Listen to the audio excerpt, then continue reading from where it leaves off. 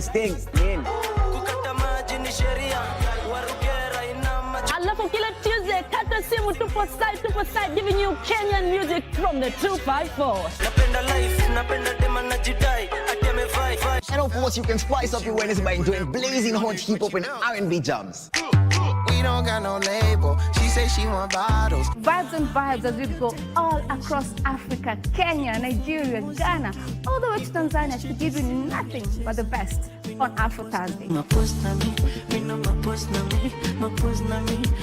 Make sure you make a date with us each and every single Friday with me, DJ_Liza Diva, DJ Colda, and me, Wanjiko. This is Club One Extra.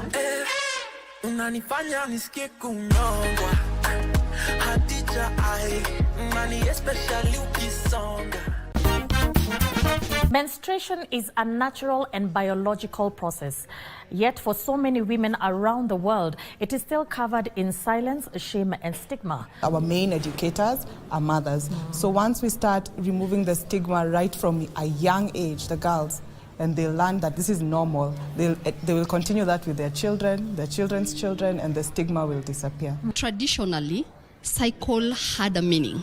It had a very spiritual meaning. Yes. It had a physical meaning. It was a start of a new thing, a new moon, a new cycle. So it was so informative.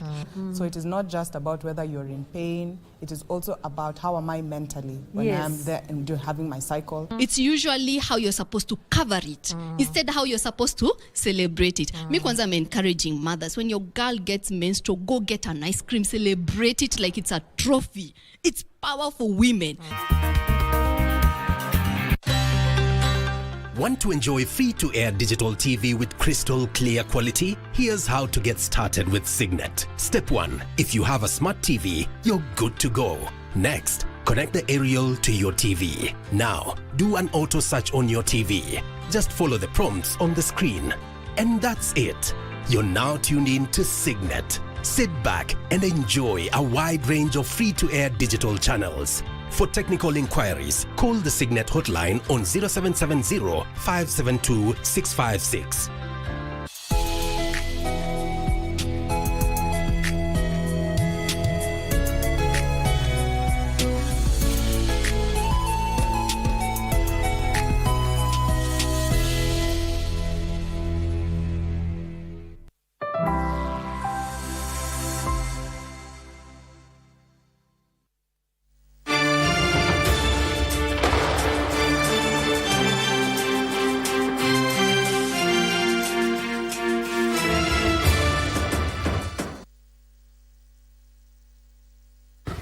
Good morning, this is KBC and this is KBC News Check on this Tuesday. Many thanks indeed for joining us. I'm Ben Njue and Karen Njoroge will be a sign language interpreter for this live cast. For the next 1 hour, so we'll be looking at what has been happening in the country in terms of matters, politics and also governance. We did see ODM yesterday coming out and in a show of solidarity, and of course they also mentioned that the former Premier Raila Odinga's brother Oburu Odinga will be now the interim head of the party. It's one of the oldest party in the country, and of course it's slightly over a week, almost 2 weeks since the former Prime Minister Raila Odinga departed, and a lot has changed and a lot will definitely change. We will also be looking at the governance aspect in this show. So thanks indeed so much for joining us. Remember, we are live from the broadcasting house in the county of Nairobi. We are also live in all our social media platforms. A lot is happening as well. We'll also be keeping tabs with what is happening at the Nairobi Serena Hotel, where there is the launch of the Kenya Quality of Care Health Facility Assessment Report and the Reproduction, Maternal, Newborn, Child and Adolescent Health and Nutrition Investment Case. That is happening, and chief guest is Honorable Aden Duale, who is the Cabinet Secretary, Ministry of Health. We'll be crossing over there to that launch. And of course, I also have my panelists. Some have already arrived. We'll be expecting others as well. But allow me to first of all rope in Jackton Achieng Mwembe. Jackton, Achieng Mwembe is a political analyst and governance expert, and is also the Secretary General of IEK, that is Institution of Engineers of Kenya. Engineer Jackton, karibu sana. Asante sana. We're also expecting Honorable Peter Mutua Mutuku, and also we were expecting a former Deputy Speaker, but we will be getting to them as soon as they are here. Well, busy weekend, I would say. We did say yesterday, let's begin with ODM, which after the death of the Prime Minister, we did see a lot of cracks. You know, we did see some people pulling from opposite directions, especially there's a faction that is in government fully, and there's a faction that is not quite welcoming that idea. And you do remember even when the former Premier shook hands with the President William Ruto, some of the members of ODM were disgruntled, but he calmed those nerves, just like he had done for over 30 years. He was a political engineer, so to speak. And we did see yesterday a show of unity. In as much as we have seen some of those people who have been pulling from opposite directions, we did see what we could say a semblance of unity. I would like to pick your mind in regards to that fragile unity that is there. Thank you very much, Troy, and I want to appreciate having been invited to be part of this panel. My name again is Engineer Jackton Mwembe. I'm the Honorary Secretary, actually, Institution of Engineers of Kenya, and also yes, and also civil structural engineer, yes, consultant. Yes. So and an aspirant also looking at political issues around the country. Yeah, we see ODM. I think that even before I proceed, we need to continue to condole with the family. Yes, and to say pole for the loss of retired Honorable Raila Amolo Odinga. It's a big loss for this country, and therefore we are going to remember him and the legacy that he has left behind. And what we are seeing happening within the ODM is actually a disturbance that has been caused by the loss of the leader. And the best that they can be able to do right now is to ensure that they work together. So they're looking forward to ensure that they have a leader that will be able to unite all of them, in as much as they want to also to have their autonomy, so that ODM continues to operate as Raila would have wanted, and also the leadership continues to work closely with the government in a position where they were left by the late Raila Amolo Odinga. Yes. We just before, actually, and even during the burial, from some of the sentiments that we had, there were indeed cracks. And let's be very honest, even before the late former premier died, there were cracks, because there's a section or there's a faction of that party that still doesn't believe in the broad-based arrangement. And we did see the likes of Sifuna, the likes of Babu Owino, pulling from a very different angle.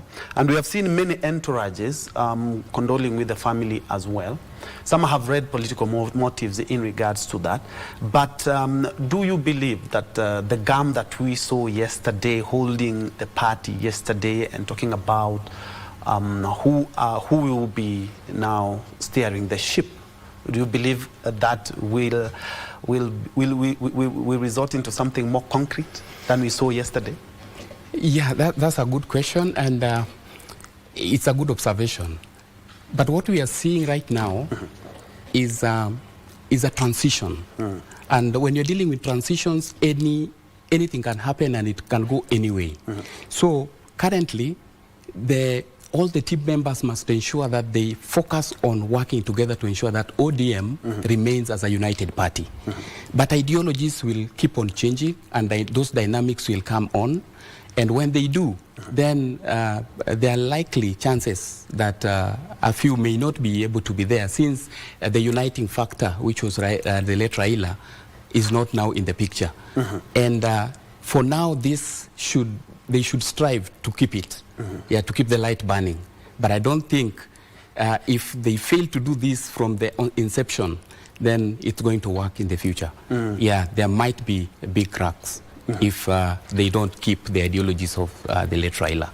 And how does ODM maintain its stronghold and political influence? Let's be very honest. Baba was a very strong leader. And, you know, political parties we have seen in Kenya and even in these parts of sub-Saharan Africa, they mushroom just before elections, but shrivel up, even are swallowed by other parties. But we have seen ODM has been around for at least 20 years. And that just shows you how Baba was instrumental in ensuring that its stronghold and its influence. Let's look at Nyanza, let's look at Western, let's look at Coast, let's look at Nairobi. Those are some of the biggest strongholds for this party. So the question is, now there's a power vacuum, let's not deny it. There's some power vacuum. How does ODM now ensure that it remains with these strongholds, despite the fact that the broad-based arrangement was not welcomed by everyone? Sure. So one important thing that I want to refer and give credit to the late Raila is he was a visionary leader. And a visionary leader with objectives and a clear vision, you know, focuses everyone who is within the party towards that vision. So he had the big picture for this country. And therefore, that is what has really kept the leaders under his leadership, and also the followers, to ensure that they follow the same vision. So for this to be maintained, we need someone. Now Oburu has been endorsed as the leader. He needs to carry forward and understand this particular vision for the country. And with that, he will be able now to marshal each and every supporter of ODM towards the similar vision. If that doesn't happen, then it may be a challenge, a big challenge for ODM to maintain if they lose vision for the country. So that some people tend to have those personal interests. Raila did not have the personal interest. He had a vision for the country. So all these leaders must focus towards that vision. And it will be great that ODM will remain united.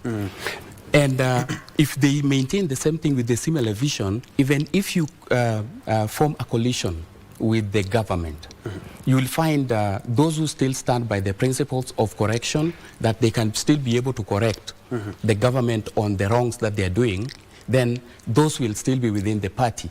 And the reason why that should be there is to ensure that there are checks and balances when a party joins the other one, or forms a coalition with the other party. But the independence of ODM must always remain. Yes. And talking about the vision, just as like you've mentioned, I'm looking at the vision of ODM even before 2027. We have the by-elections, which are maybe in a month. And ODM has been one of the strongest parties, and of course is going to be fielding candidates in some parts of the country. I'm looking at how it can strategically remain relevant, especially in the by-elections. Over the weekend, I went home, and in Embu, we're having some by-election in Mbere North, and the politics there are really, really heated. How can ODM still remain strategic, especially when it comes to the by-elections? Could this be a litmus test of what to expect in 2027? From where I look at it, it may not be, because currently, even the constituents are not acting out of clear mind, because a statesman has fallen, and there is a vacuum, and there is uncertainty, even at the grassroots level. So what may happen right now, that the leaders that may be elected, probably in the ODM strongholds, will be out of that sympathy to ensure that the legacy of the leader, the late Raila, is carried on. But that may not translate well in 2027. The dynamics may change drastically, because we still have almost 2 years for realignments to happen. So that it may not be a clear litmus towards 2027, but it's just an indication that the leaders that will be elected this time will be able to carry on the legacy of Raila. Those who will be able to perform between now and then that they will carry the day in 2027. But currently, there is uncertainty that is engulfing this country that will enable them to to support the candidates that were aligned to ODM party, yes. Especially in those zones. I'm also looking at another angle in regards to the role of the Gen Z or the young generation that has come out strongly over the past 2 years. And Baba had a way of marshalling numbers from the youth, from the older, you know, he even had slogans, the Tialala Vijana Ria, you know, and the youth and especially Gen Z really identified with that. And we even remember the Sufuria revolution just after the 2022 election in 2023. We did see that the youth did come out strongly when Baba and the rest of the political divide were on the streets. What will be the role of the Gen Z, especially now with the absence of Baba and the leaders that have been left to manage the party? Will they be a real force to reckon with when it comes to the youth and the Gen Z for that matter? Oh, thank you. Gen Z is it's a force that has come. And you know, this generation is a generation that has been brought up in an independent environment, and therefore they question everything that happens around them. So if you look back a little bit, you will realize that even being a party member and being loyal to the party, some of the things you would not question. And therefore, when we are looking at the Gen Zs in the current state, they are going to define the direction this country is going in 2027. If they come out and register and become voters, it's going to redefine the direction of this country because of that mentality and the ideologies. They are well informed about what needs to happen, and they are able. You see, they've been educated about the politics of this country and the impact of bad governance that has happened in this country. So when they are coming out with a specific objective to get leaders who will be able to deliver and to ensure that their ideologies and the ills of this country are resolved. They may not be resolved 100%, but there will be that, you know, progress in terms of getting the country out of the past snares. Yes. And looking at also something that you indeed have mentioned and pointed out, there's something that we also mentioned last week when we had a discussion here in regards to still the young generation. The mass voter registration began end of last month, September, but the numbers are not really impressive. And if at all the Gen Z want to have a voice, they just can't have the voice that we have seen on the streets with the flag, water, and they still need that crucial document that is the voter's card. But unfortunately, they are not coming out in the large numbers that we have seen on the streets and also on social media, advocating for good governance. And of course, they want to take now the leadership mantle. How do we ensure that these guys don't only make the voice on social media, on the streets during protests, but they can also make a voice and a difference with their vote?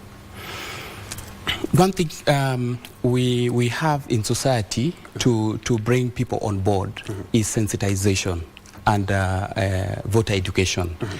That needs to come out strongly. I think IBC needs to do that exercise extensively so that members can be told what they needed to do and how to get them to register so that they become voters in this country.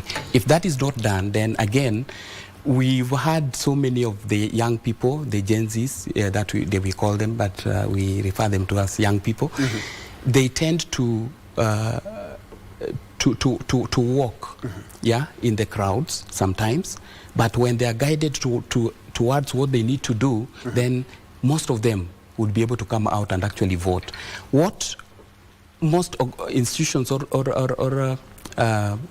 firms are doing is to ensure that they sensitize, they tell the youths where to do this thing. And our leaders, even at the local grassroots, needs to go out and sensitize them that this is the time, we have a period within which you have to register, then you have to come out and register so that you become a voter. That is the only time that your voice can be able to be heard, especially when we are having our general elections. Yes. Because that is when we have the right leaders. We can be able to make decisions on the right leaders that needs to make our laws. Yes, let's look at the coalition that we have already, that the broad-based arrangement. And after it was signed, they did agree on a 10-point agenda. And unfortunately, months after they had put pen to paper, that has not been actualized. We haven't actually actualized the 10-point agenda that they had talked about. Away from that, how does Baba's absence affect this coalition? Because yesterday they did say that, yeah, they were in it for the long haul till 2027. And I remember the SecGen Sifuna yesterday talking about the 10-point agenda, of which a lot of Kenyans had already forgotten because it has not been implemented. A number of things have not been implemented.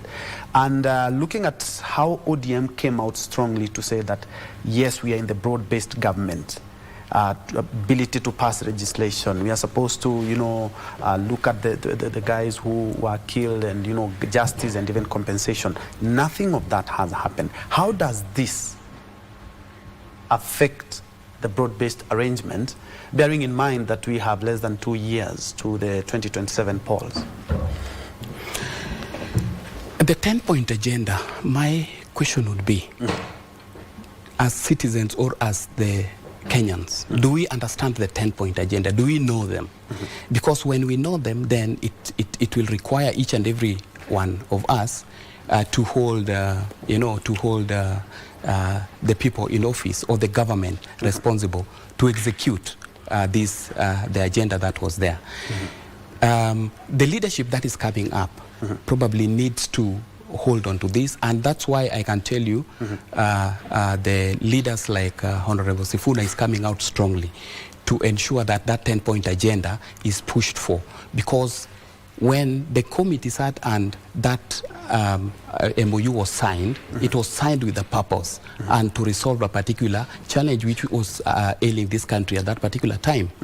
So if a bit of it has been implemented, then we need the likes of Sifuna to come out and push for this to happen. There's going to be probably resistance on the same, but it has to be done.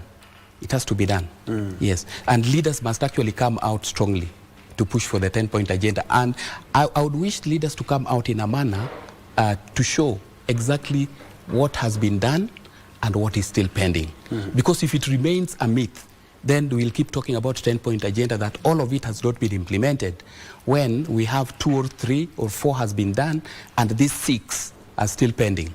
So that we push for specific agenda for the government to implement. Yeah, and I'm also looking at still the opposition. Remember, bearing in mind that ODM used to be part of Azimio, and actually it was the biggest party in opposition in regards to numbers and support.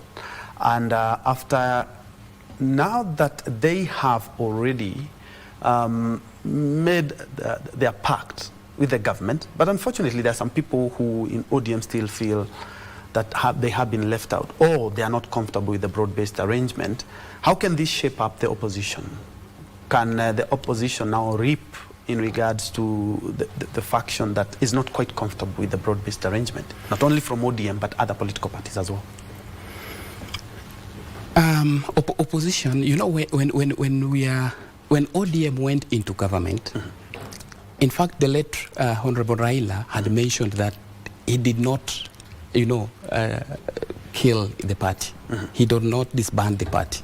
The party had to keep on moving as autonomous party and as the opposition party. And when you are raising the issue of those who are still rebelling from within, these are the same people that now may be able to keep that spirit on. So we still believe that ODM still will be able to act, and chances are they can be able to work together, with other coalition or other parties to ensure that they have a coalition, a stronger coalition, to ensure that they put the government in check, because that is the only way some of the things that are ailing this country can be resolved, and the public can also be able to know some of the things that are not happening, because government will always tell you the best things that are happening around, but some may not be able to get to the public. So you try as much as possible to have these kind of leaders also to ensure that they push for checks within the government. So that is how they can be able to work together with other coalitions and other parties to approach the government from the opposition side. Yes. Away from politicians like you and now to voters like me, now that Baba he had a lot of support, even admired by even people who didn't support ODM.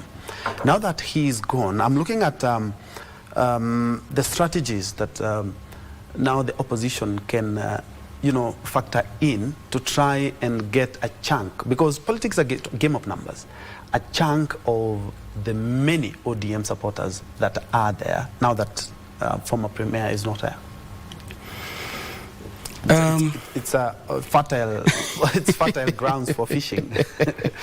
No, it may not be the case that when Honorable Raila is now out of the picture, that it becomes a fishing ground. That may not work, because Raila had a neat following that once given direction, they will be able to go to that direction. And I mentioned something from the beginning, that vision that the Raila had, that vision is also carried by the followers. They follow the vision. So if they keep focusing on that particular vision and moving forward with the new leadership, then it will be an insignificant impact on the grounds where ODM had coverage.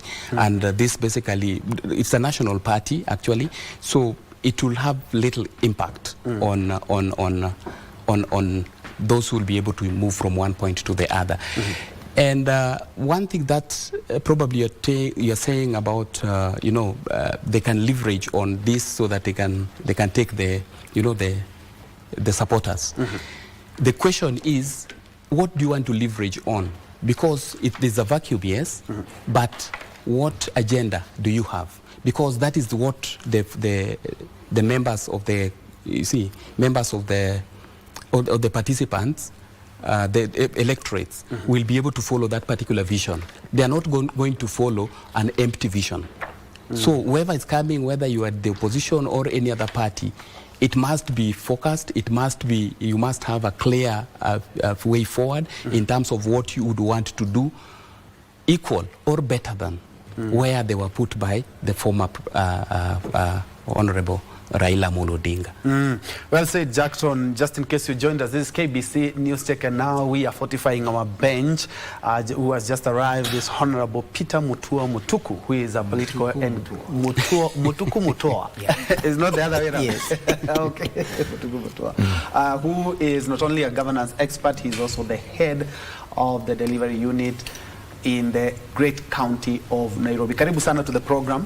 Thank you. And we have been looking at the political landscape, and especially after the demise of Baba. It's slightly over a week, and we have seen a number of things, a number of pawns change place on the chessboard. And we are looking at how it is going to shape up the political landscape of Kenya, and Nairobi being one of the stronghold of Baba, and you are one of the heads of the county. How do you think this is going to change the political landscape? First of all, let me apologize to the viewers for coming late. It's due to some responsibilities, and in future it's not going to be a reason. I'll be able to manage my time so that I don't keep people in being anxious. Well, one Raila Amolo Odinga, may his soul rest in eternal peace. The man had a gift that many people didn't have, and a man was around for over 40 years, taking different shapes and designs, and even whenever he changed, he brought a serious change. In fact, somebody said the other day that if it were in a football match or a football team, Raila would have played a very good role of midfielder, playing number 6. Because the work of midfielder is to decide the direction of the game. And the tempo of the game. The game, and the midfielder is a so important person that if my colleague here, we are playing together and I'm playing number 6, if I find he's not going to score, I can still hold the ball, run with it and score. And you've seen in the past that Raila has been calling many things. And such people, they come rarely in our lifetime. So for his absence, and may I confess to you, I don't know that it's right to confess this. Maybe, let me do it, it's because it's my feeling. I still don't understand, don't believe that Raila is dead. I don't. I may be insane, but that's Peter Mutukumutwa. I have not come into terms. You know, somebody, I was the returning officer of ODM in the year 2008, immediately after post-election violence in Kangundo constituency, then the larger constituency, Kangundo, which gave birth to Matungulu. I was deeply involved in ODM when it was in its infancy, because at that time it was only 3 years. And it's a party that has survived many things. And the problem is, the party was Raila, and Raila was the party. I tell you, Raila was such a man that if he left the party and formed another one, he formed another one, call it whatever he calls it. This one was orange. If he decided now orange is now, it's bitter, it's no longer sweet, let me form another one called sweet banana.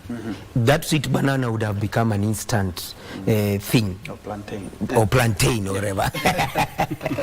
So, in the absence of this gentleman, things must change, and there is confusion. In fact, his death is such a big disruption that political players are going back to the drawing board. Some of them that have never thought it was important to go to somebody where he was born and where his remains are buried and pay homage to the grave, they have learned of late. We have seen people streaming, and they would have done that one without showing people. But when you see it in the public, there's a message that myself and him, we are one. So whatever I do wish to become in this nation, do not deny me imagining that I was not a friend to Raila. So disruption, the big one, and let's go back to the issue of a national party, which was, and it is still a national party. But I'm finding it complicated in the manner that Raila is gone as the political party leader of ODM. He is no more, he's gone. But I'm finding some people from his backyard trying to pretend that the leadership should go to them. I would wish if to portray or to show us that ODM is a political party that has a national outlet. I would wish if somebody somewhere in their wisdom decided the party leader becomes maybe somebody from Key Coast, somebody from Central, somebody from Eastern, somebody from Northeastern, somebody to become a party leader, because it's of national, it's a national party. But when you start fighting at this stage, who is supposed to become the party leader? Like now, for example, the interim party leader is his big brother, and in the party hierarchy, he was not a deputy party leader. There are so many deputy party leaders. They should have picked one of them, because when you are a leader, you are one of your, and you have a number of deputies. One of them should fill the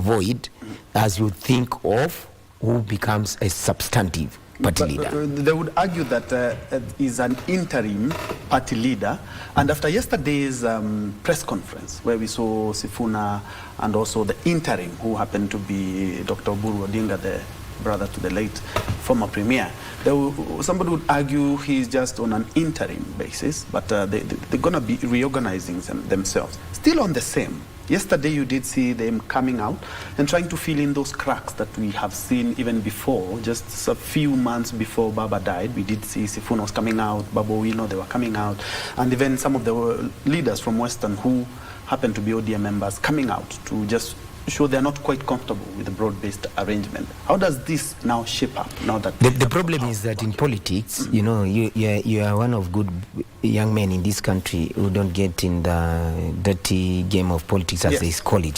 Politics is very interesting. And one of the principles in politics, some cracks, they are permanent. even when they have appeared to be repaired.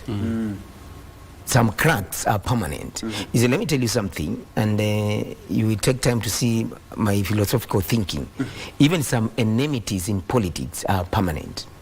Even when you've seen some handshakes or some hugging or something, they are permanent. So the cracks that were displayed at the important time, you see, when people kick down and then they come out, we do not know what they are being forced to say. When people speak out of their will, without being forced, we do not know whether there was coercion, that there was a sort of being forced. You either take this stand or we chase you from the party. That one doesn't scare some of us. What happened, the cracks are there. And as I've said, assuming today, I'm the party leader, let me take the position of party leader today. And my brother here is a deputy and you are my deputy. The most natural thing is that when should anything happen to me, either one of you should come and take position. Then does it mean all the deputy party leaders that they were there, the Ososis, the Simbas, the Abdul Saman, the Joes left because of course it is a CS, all the party leaders, deputy party leaders. So you want to tell me none of them could take over and be an interim? So any time, interims, we have seen what has happened in interims. They in a very short time, even for example, assuming you are the party leader and by mistake you make me interim while you are away and I'm with him, he would wish to become the interim while I would wish now to become the substantive. True or false? Yes. I would wish to become the substantive. So I'll be working, means and ways to make sure I'm putting things in place to become the substantive.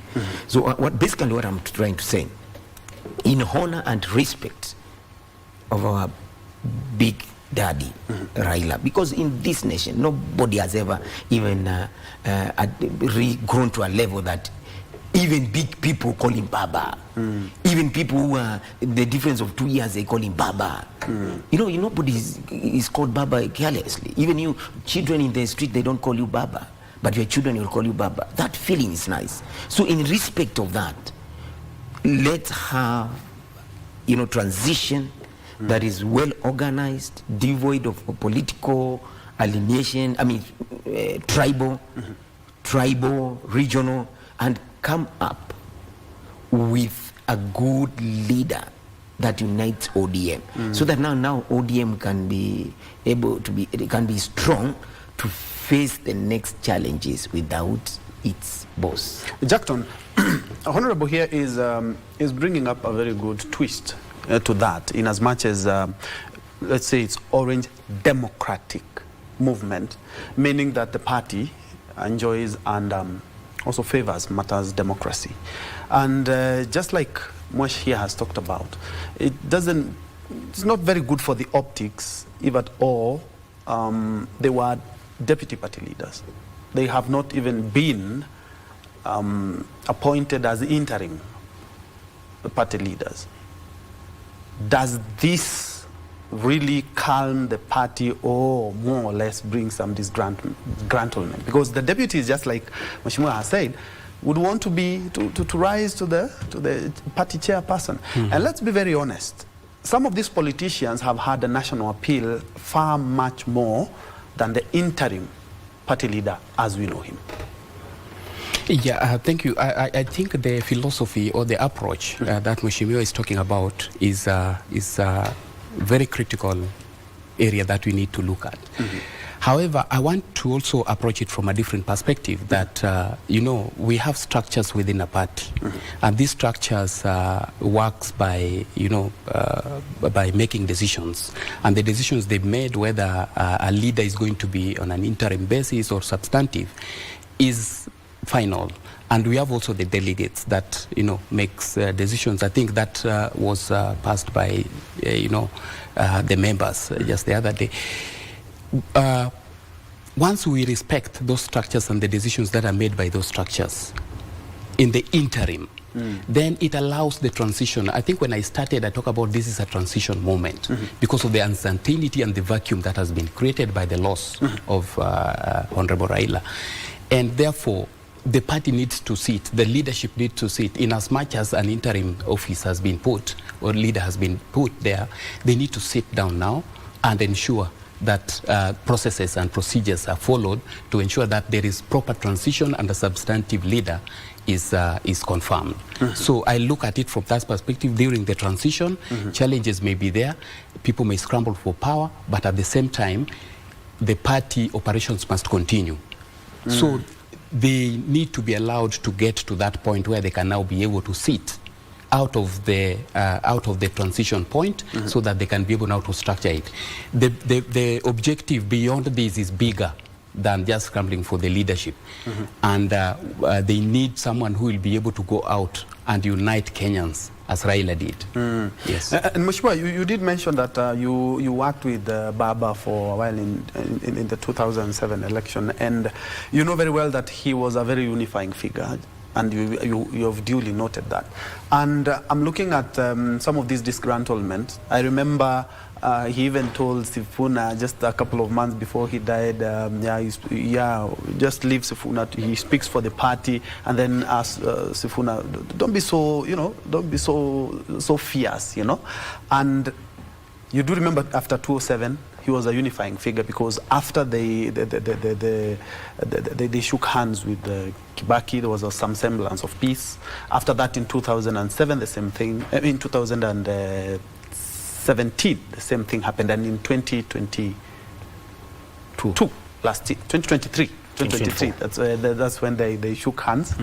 Beginning of this year, beginning of this year. But there were signs of them working together after last year, because after that we did see some of the members, even members of parliament like Opiyo Wandayi and former governor Wycliffe Oparanya, being in government as well.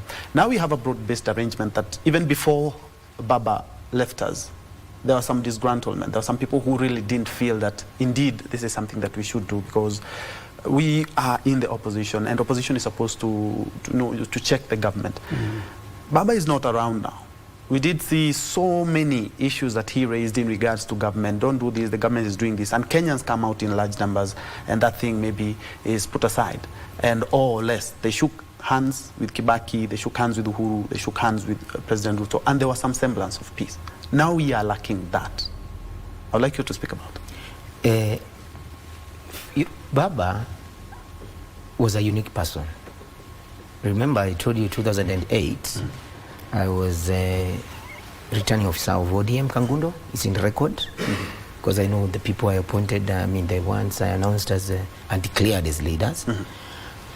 And you know very well, all Kenyans know that Peter Mutuku Mutua is not from Bondo. Yeah, so that tells you that the party is national. And if there is one man that understood that loss is a loss, whether justified or not justified, as long as it has been announced is a loss. There are few people who have the capacity to rationalize things like the way Raila rationalized. His followers were all over the streets, in all the cities and villages in this country, saying that he won the election. However, back in his solitude alone, he would imagine what would happen if I pursued this agenda. How many people are we going to lose if I pursue this agenda? And he just tell himself, a loss is a loss. And it is very difficult, my brother, to accept a loss that you feel you are shortchanged. However, it is leadership to show that I accept it, and I go into handshake for the sake of the nation. You remember? The most famous handshake was in 2013. No, 2017. When they walked out to Harambee House, out of Harambee House, with one Uhuru Muigai Kenyatta. And he said himself that we are shaking hands to save this nation from ourselves. That he knew if I continue maintaining this stand, Kenya is going to continue burning. He said, for the sake of this nation, I am going to get into agreement with no conditions attached with one Uhuru Muigai Kenyatta, and he is the President of the Republic of Kenya. Then, last year, something that was not foreseen happened. It is like a mushroom. You know, when it rains, you do not know at what point mushrooms will grow. They could even grow under your feet or in your house. Yeah. Something Gen Z revolution happened. And he looked at it, and the destructiveness of the demonstrations, loss of life and property, loss of business. You know, Kenya was at, it was closed, nothing was moving. He sat down again, devoid of his advisors, and said, for the sake of this nation, because Kenyans don't have to die for him to become. So if all the people who have been left in ODM, if they respected that spirit, all of them would decide, let's sit somewhere, let's go to Kilanguni, lodge somewhere in Mtitwande, where let's discuss and let's have a leader. But this thing of public outbursts, showing that this one is better than the other, this is what Baba told me, no, this is not what Baba said, this is what he said. Such kind of drama won't help the party. And I have said, so that the party remains strong, people should stop their selfishness, because if there was a person who should have taken a strong stand, is Baba himself, and say, in 2007 I won, in 2013 I won, in 2017 I won, in 2022 I won. It will take centuries, maybe this will be generations to come, to get such a person that we can accept, who understand. Let me tell you, rationalizing that a loss is a loss. You just, first of all, you decide, I've lost. You go backward saying, you're looking, why did I lose? Okay, they stole my votes, and they said, however, I've lost. What did I lose? I didn't have agents here and there. However, I've lost. So him is gone to the grave as a bottom line thinker. He first of all thought, what happens here? Then he goes backwards. The bottom line thinking, Kenya first. I would wish my brother here, Jackton, yes, and anybody who is listening to us, that all of us, including you and the crew in the studio, that somehow would take time and study the person Raila and acquire the positive attitudes from that man, politically, socially, and Kenya is going to be a great country. All right, I'm informed by my director, Martin, that I really need to read this. This is a press statement for immediate release that has been released by the KCAA, Kenya Civil Aviation Authority, who wishes to inform and confirm that an aircraft registration number 5Y/CCA on its way from Diani to Kichwa Tembo crashed at 5:30 this morning. The aircraft had 12 persons on board. Government agencies are already on site to establish the cause of the accident and its impact. Of course, we will be bringing you more in regards to that. We have our Mombasa team who are keeping tabs with that as we speak. Again, Kenya Civil Aviation Authority wishes to confirm that an aircraft registration number 5YCCA on its way from Diani to Kichwa Tembo crashed at about 5:30 this morning. The aircraft had 12 persons on board, and the government agencies are already on site to establish the cause of the accident and its impact. Of course, we'll be bringing you up to date with the latest in regards to that. And Jackton, back to our conversation, is a very good thing that Mheshimiwa has brought about in terms of peace. I remember on Thursday, we met in just near the Israeli ambassador's office, where they had organized an event to commemorate the October 7th attack of Israel by Hamas. And if you talk about peace, then Baba will come into anyone's lips in regards to how he has sacrificed. Some would, of course, there are a number of people who didn't agree when he shook hands with Kibaki. Let's begin when he shook hands with Moi during the merger of KANU and his party, NDP. There are some people who are not comfortable when he shook hands with Kibaki, when he shook hands with Uhuru, and the latest when he shook hands with with President Ruto. But talking about shaking hands, we have seen another more or less like, I don't know whether we call it a handshake or a hug, but we have seen KANU warming up to the government.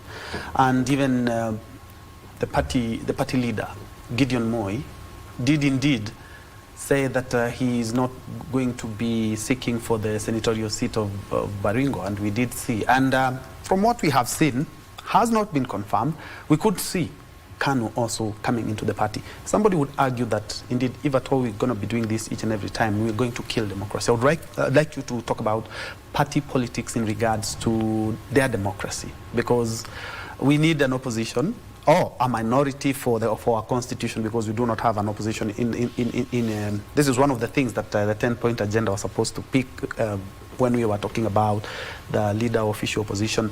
But as you look at it now, yeah,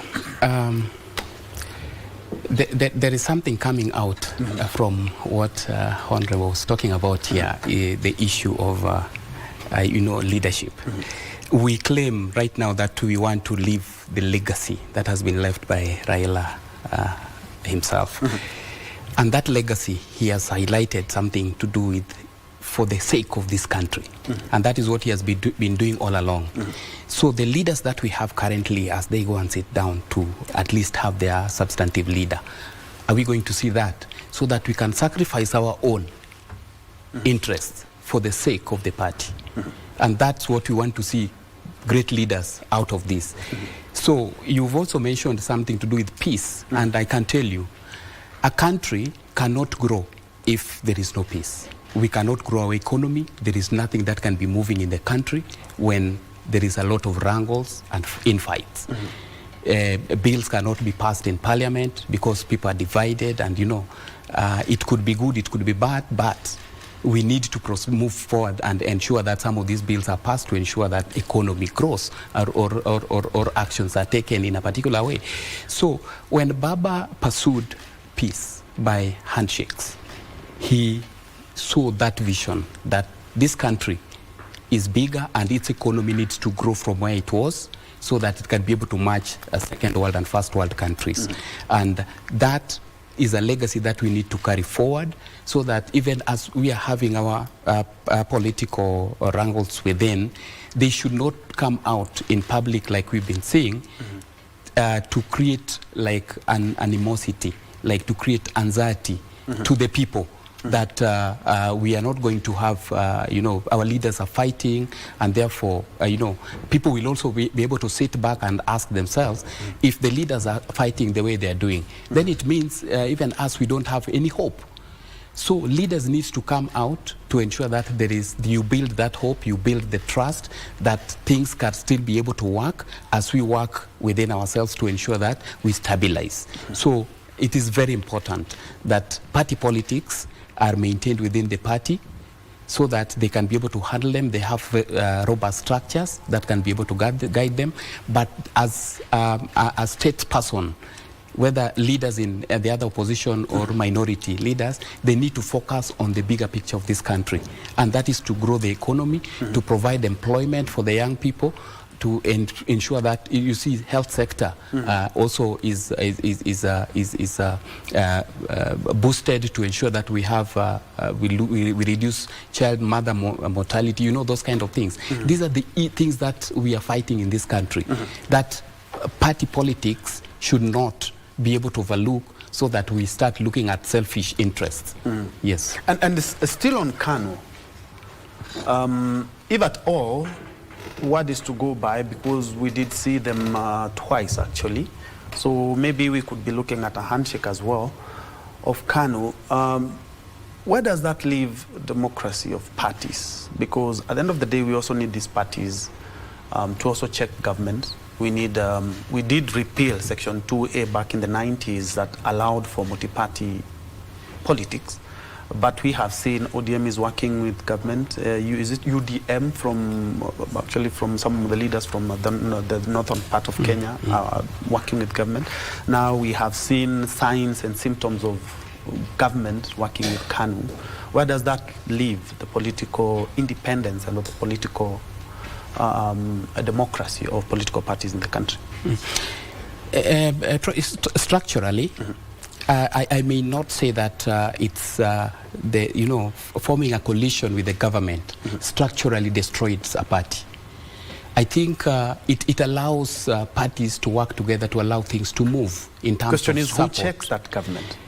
So that's now where we have,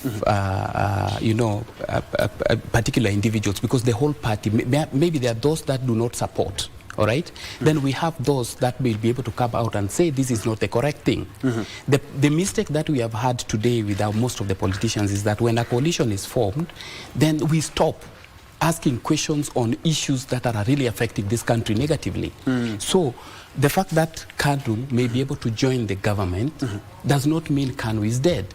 They should be able still to come out strongly and ask difficult questions that are happening within the government, because once you form it, then you become a part and parcel of that particular, the failures and the successes becomes your burden. So it is better for them also to come out and say, whatever is happening in this direction is wrong. And whatever is good, also they can be able to applaud the government for having done such kind of things. But we should not be able to go back to single party system, because that will be able to kill the democracy in this country that has been fought for a very long time. Lives have been lost. Mheshimiwa, you'll be also weighing in regards to party politics and the democracy of political parties after we have seen signs and symptoms of KANU working with government. But before we cross over, just to remind you that the breaking news, as you have seen, a passenger plane this morning did crash in Kwale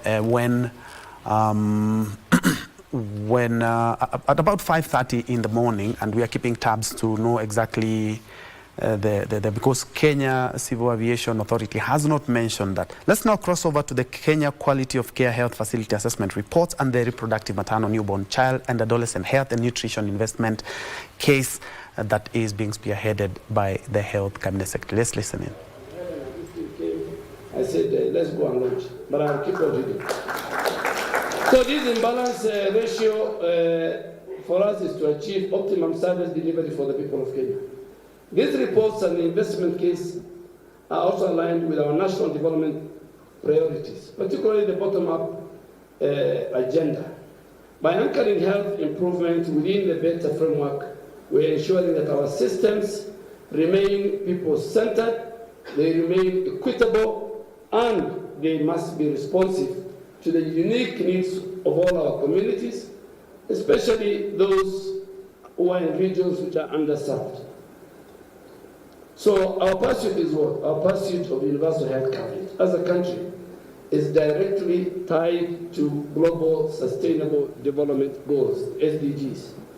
Our unwavering commitment to SDG 3 reflects our recognition that quality healthcare is both a moral imperative and a very strategic investment in our nation's future. So these documents also serve as the foundation for the Quality of Healthcare and Patient Safety Bill, which currently is in both houses. I am going to defend it for the second time before the Health Committee this morning. And it is to ensure that our legislative efforts are informed by very comprehensive data. So what we have seen today, ladies and gentlemen, is giving us data that we can present to the legislature and say, this is the reason why, as government, as cabinet, we thought of, as a ministry, we thought of introducing a legislation called Quality of Care and Patient Safety Bill. Investing in quality healthcare is not just a moral obligation. It is an economic imperative.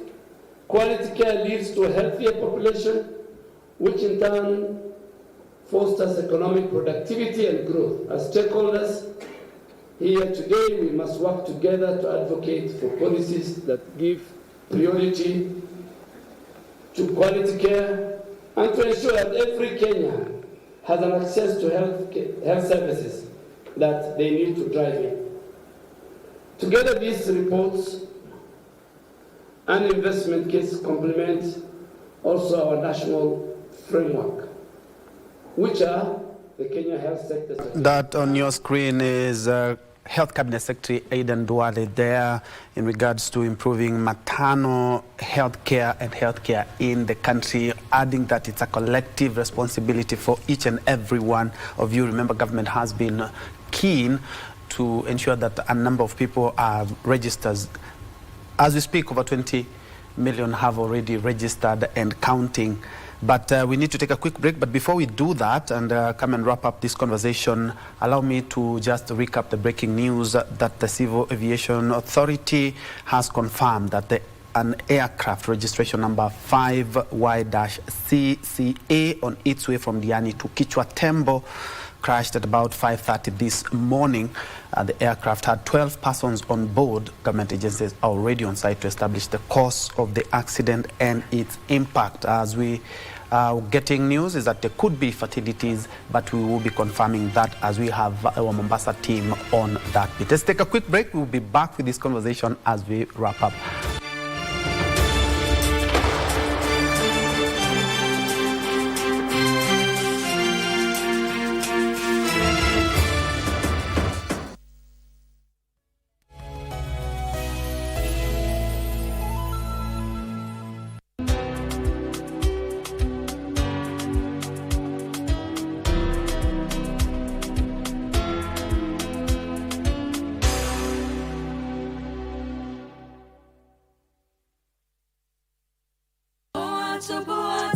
Nilikuwa nimekosa kosa gani ndio anishike? Lakini sasa unajua alikonya mambo ya ulevi. Sikuwa mlevi. Daddy ulikuwa umeenda wapi? Tulikuwa na mazungumzo na bwana chief. La mwa minyao. Ndakure friend funda mangondo kose kono mino ni ndinyu mwana wewe. Santa fanya hajaki. Huyu ni omba.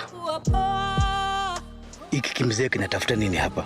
Leo tutaonana mundu kwa mundu. We! Sitapoteza muda wangu na nguvu kwa mtu mjinga kama wewe. Umepoteza fahamu. Nitakukumbusha kila kitu nikikuja. Endo kafanya kazi huko. Huyu kupungwani kila mahali mapungwani tu. The world of governance is vast and can be alien to the ordinary man on the street. Critical issues are going to be discussed. From white papers to policy positions, it is easier to get lost in the labyrinth of words. Inside Government takes you to key global metropolis where critical decisions are made and where policies are crafted. We interview policymakers and senior government officials to highlight and enumerate government policies and projects.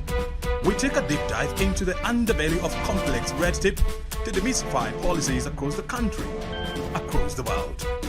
Join me, O'Brien Kimani, on Inside Government, only on KBC Channel 1.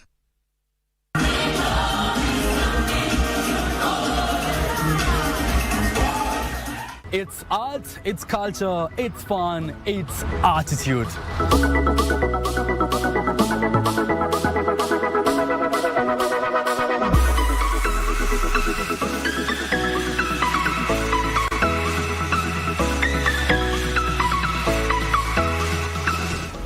As you can see with me, I have this handkerchief. And is it really a handkerchief or is it? My name is Kevin Kasioki. Please join me each and every Friday at 8 p.m. only on KBC Channel 1.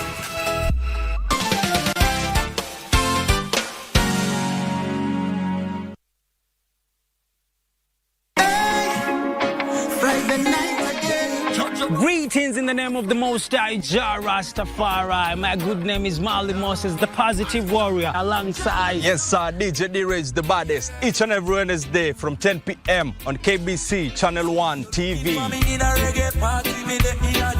Tunakuletea the biggest reggae party in 254 in a yard extra. Extra niceness of reggae music. Extra dose of entertainment. When the thing is nice, we have to do it twice.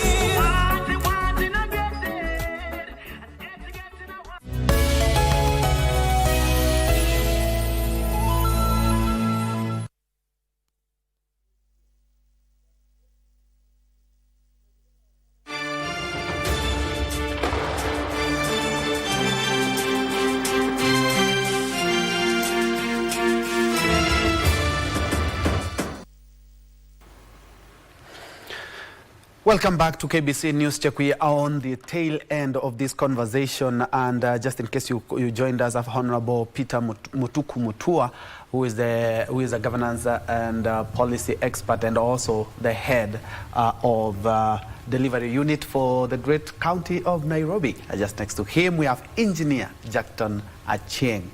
Thank you, gentlemen, for keeping me company, and of course, even during the break, we were having some banter here. But because of the interest of time, Mheshimiwa, where does this, the former premier did mention matters of political parties, and since 2005, since the inception of ODM, he has really clamored for political parties to not only have their own independence, to have their own power, as opposed to having either merging or even sometimes working with some of the political parties just to keep the political space more democratic. Because Baba was one of those who fought for the repealing of Section 2A of the Constitution in 1990. Now we have KANU, which has been warming up to government, just like we saw. And I'm talking about warming up because we have seen the political leaders of KANU having some talks with President William Ruto, and even Gideon Moi has bowed out of the senatorial seat in Baringo. Where does this leave the political party's democracy? Well, for KANU, it was long overdue. I don't know why they had to delay this march. Says they suffer in the code for that long. They should have joined immediately. In the opposition. No, which opposition? KANU of today is not the KANU of 2002. KANU of today is a shell of the original KANU. And that's what I was telling you. KANU remaining in the hands of some characters is you continue showing that KANU is a tribal party. And that's why I was insisting that ODM, they should go back and think who becomes the party leader. It doesn't have to be from from the region where the former came from. Now back to the political parties. You see, if they don't make a decision, if you don't make a decision, nobody will ever make a decision on your behalf. And now that KANU has joined, not even imagine it, it has already joined the government. Now that is in the government, we have other political parties that are out there, more so the ones that have a substantial number in both houses, Senate and the National Assembly, including even as county assemblies. It is their time now to take their position as opposition parties. And if they don't speak out, then the absence of their speaking, it can be construed that they are supporting what is happening in silence. So it is they have been given an opportunity to shine. So if they don't shine, then it means that they were a mistake and a waste of time. So it's their time now and to shine. And look here, we have you started with the UDM, a party that its dominance is in Mandera. After getting the governorship, senator, MPs, and some assembly, they immediately joined the government. Yes. Thereby validating the assumption that Kenya Kwanza had the majority. Yes. Had they not, ODM was the majority. Had they not, yes, ODM was the majority. Yeah. Even in fact, even after joining, ODM remained majority. You remember there was a ruling that came out the other day, and for the interest of the broad-based, arrangement, the ruling said that ODM has a majority, but in the House they are in minority leadership. Junet is a minority leader, but in the numbers, so the ones that have refused or remained, or the ones who are still struggling to come into terms that they need to fold and join the government, they either join now, and if they do not join now, we want to see, in the absence of joining, what is your value? Because we want value. You cannot be an opposition without value. So if you are there as an opposition and there's no value, then we would rather join, and we know that we only have a complete broad-based government from one corner to the other, and then we go back to the drawing board. We form new parties because we are causing confusion. We reduce uncertainty by either joining or behaving as the way you are supposed to behave as position. We find your value. But if you don't see your value, you would rather join. All right. Gentlemen, I'm informed by my director that we are out of time, but I will give you your final words. And Mheshimiwa has talked about if you don't have, you don't see value in where you are, you maybe need to change a seat. But I would like to pick your mind in regards to maybe the forthcoming by-elections and maybe what impact the absence of Baba can have in regards to that. As we wrap up, your final comment. Thank you very much, viewers and Troy, for the engagement. It's simple. This one, the by-elections that are coming and happening now is not a litmus, as I mentioned, to anything in 2027 election. Yeah. This is going to be a point where voting will be done with the party, party stronghold will take the day. And that will transit us to 2027, where now ideologies will be able to be followed. And anybody who is has not delivered by 2027 in any way, whether you're in a party, strong party or not, the wave for the Gen Zs, when sensitized to vote, to go and look for their, to register for voters card, will actually change the whole scheme in 2027. And I think we as leaders need to go out again and ensure that we sensitize the community that voting is, not voting, but voter registration is currently ongoing, so that we have people coming out in 2027 to vote for the leaders that they know will be able to deliver and ensure that services get down to the people. All right. Mheshimiwa? Well, just we grow up, we become decisive, and stop blaming one another. And most important, let us be known as rational people from Kenya who are civilized, and we move from the position of being empty, and we acquire skills and knowledge, so that whenever you make a decision or take one, it is informed by the decisions that was based on rationalization. Thank you.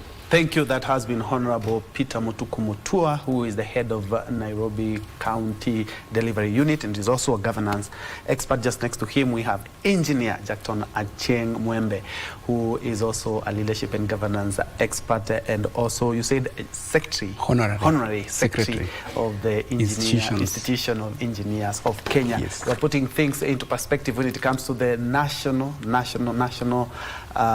importance.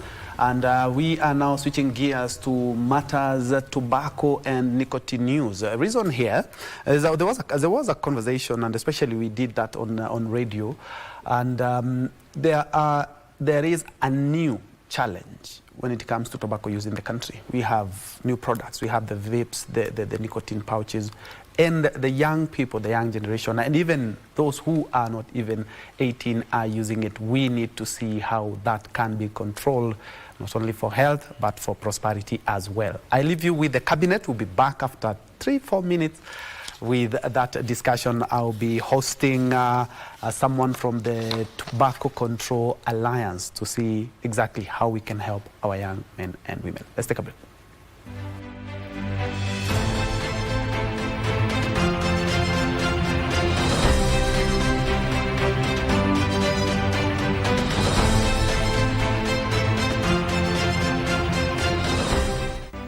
Gilbert Kabere Njue, who was born in 1926, joined elective politics in the 1974 general election when he won the Meru Central parliamentary seat, which would later in 1986 be renamed South Imenti constituency.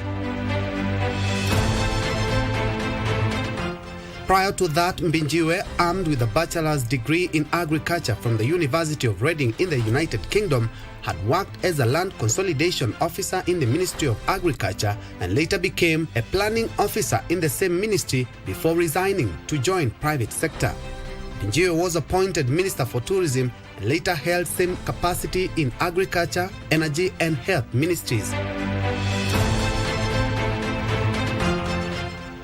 During his tenure at the Agriculture Ministry, he oversaw proposals to establish irrigation projects in some dry parts of the country through the National Irrigation Board. One such project was the Mitungo irrigation scheme at the boundary of Meru and Tharaka Nithi counties, which was key in addressing food security in the area. Njue is also credited with initiating water projects and the Meru College of Technology, now Meru University of Science and Technology. He was re-elected as an MP in 1983 and appointed Minister for Health, where he was credited with expanding health facilities in the country. He was later transferred to head the Ministry of Energy. Njue's name was adversely mentioned in the Miller Commission of Inquiry set up in 1984 by President Moi to investigate the conduct of Minister for Constitutional Affairs Charles Njonjo.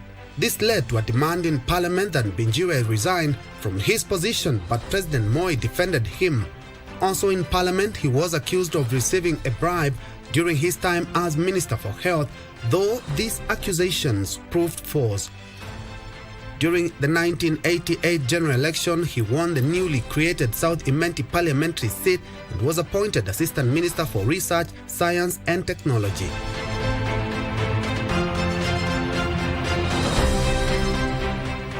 He lost the seat in 1992 to the Forum for Restoration of Democracy Ford Kenya candidate Kiraitu Murongi.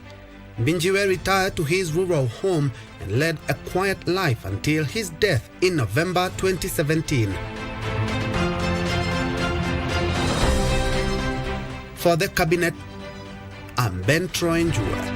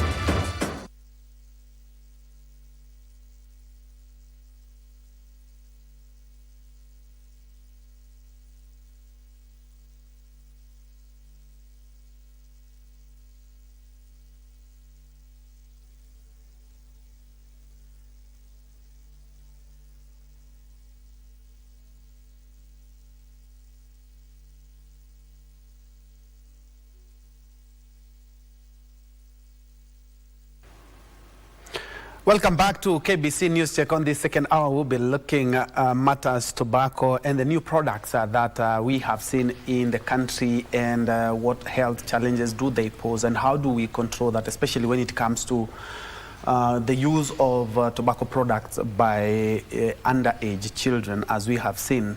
But before we do that, allow me to revisit a story that we are keeping tabs with in regards to an aircraft accident, and allow me to read the press statement by the KCAA, that is the Kenya Civil Aviation Authority, that has confirmed that an aircraft registration number 5C-CCA that was on its way from Diani to Kichwa Tembo crashed at about 5:30 this morning. The aircraft had about 12 passengers on board. Government agencies are already on site to establish the cause of the accident and its impact. And we, from the news that we are getting, is that there could be fatalities in regards to that accident. But the rescue efforts and what exactly happened, that is why I've mentioned that government agencies are already on site to establish the cause of the accident and also its impact. And of course, you can be checking our social media spaces, our socials at Twitter at KBC Channel 1, and even on Facebook, to just check in regards to see whether there are any updates, not only on this aircraft, but also in regards to what we are talking about. Yes, we are back. And if you have noticed, there are a number. When I was growing up, I just saw the grown-ups were smoking cigarettes, but over the years that has changed also to include some of the nicotine products. One of them, I'm quite sure you've noticed it, is the vape. Yeah. I remember somebody was calling them e-cigarettes, but the vapes themselves, and also nicotine pouches. The reason why they are quite hard to detect is that they're not like just conventional cigarettes that you just take and smoke. The nicotine pouches, You know, you can put them anywhere and nobody will know. But unfortunately, this has cascaded down to our young men and women, and especially now that we have a very long weekend. That is a discussion that we will be having here. Allow me to introduce my guest, Thomas Lindy. He is the coordinator for the Tobacco Control and Health Promotions Alliance. Karibu sana, Thomas. Asante. We were indeed expecting someone from Nakada, but because of some things that we couldn't have avoided, that is why we will not be having that. But it's a good conversation to have. And maybe to kick us off, how significant is the problem of youth using tobacco, and especially the new products now? They're not even made here. The vapes, I don't see any company making them here. The nicotine pouches, I've not seen any company making them here, unless you can correct me on that. How rampant and significant is this issue, and especially when it comes to underage? Thank you very much for having me, and also for bringing up this good conversation, because it concerns the health of our people, that is Kenyans. And the problem is not only among the youth. We have seen these products coming in very fast. They are being dumped. In fact, they are being dumped into the country. So most of them are made in Asia, some of them in Europe. And we see this a problem because the Tobacco Control Act that we have in place did not foresee this. You know, we had the law coming in place in 2007. And so meaning that there is a gap in terms of regulation of this product. And that's what the main challenge that we're having. We have young men and women who have been enticed by some of these marketers of these products. The tobacco industry is trying to target them just to retain the profits that they have been making from the traditional cigarettes. Myself and you, as you have just mentioned, we grew up seeing people smoking. But when the Tobacco Control Act came into place, we were able to control that. It's now outlawed to smoke in public. You cannot just light up a cigarette on the streets of Nairobi and continue smoking. You cannot smoke in buses. You cannot smoke in matatus. And this is aimed at protecting the mothers and the children and many passengers. We call it second-hand smoke. We are protecting people from this second-hand smoke. That's why you saw an attempt at having the designated smoking zones that you have seen. Some of them are at Jivanji, you have seen a smoking zone there. Another one at bus station, another one at Uhuru Park. Even GPO. And the GPO also. So that is an attempt at trying to implement this law, even though those smoking zones are not up to standard.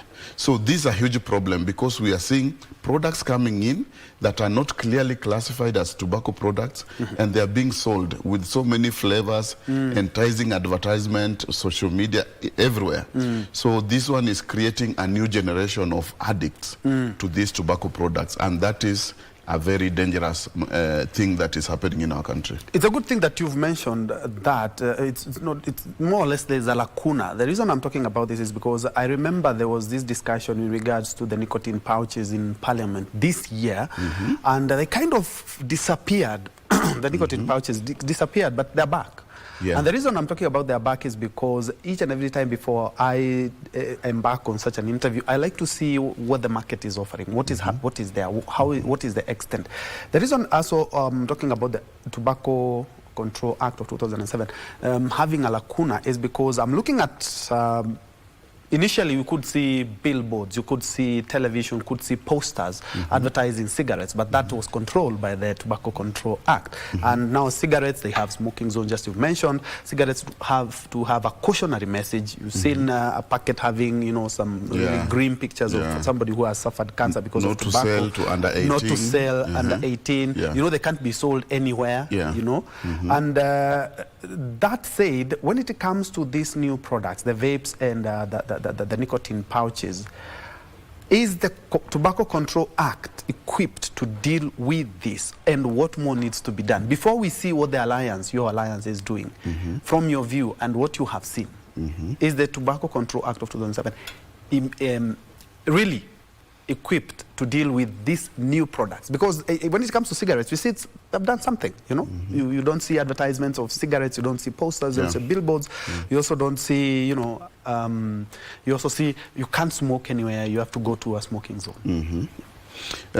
What I will say is that the act in itself is not equipped. That's why, as you have said, we have had debates in Parliament. There's a process that is going on to upgrade the act. One of the things is that we had the act before the new constitution. So the issue of devolution is not captured well in terms of enforcement and so on and so forth.